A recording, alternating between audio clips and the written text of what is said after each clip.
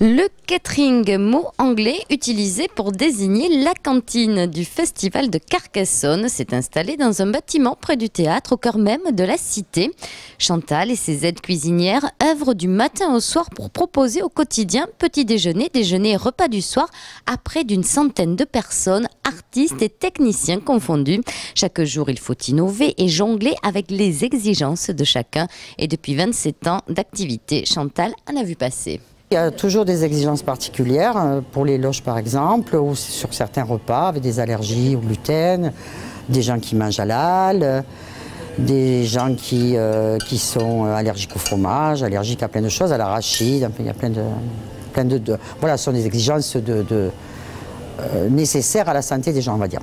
Et si Chantal est autant à l'écoute de ses convives, c'est qu'elle sait que le moment du repas est un moment bien à part. C'est vraiment le moment pour eux de la journée, surtout quand ils sont sur un festival, en tournée. C'est très important d'avoir des gens qui les accueillent, parce qu'il y a aussi un accueil. On fait à manger certes, mais aussi on accueille, on écoute, on a une oreille attentive à plein de choses. Ce soir, artistes et techniciens se sont régalés d'entrées fraîches et variées, agrémentées de pommes de terre boulangères avec au choix viande ou poisson. Le catering de la cité fermera ses cuisines à la fin du festival pour se remonter l'été d'après.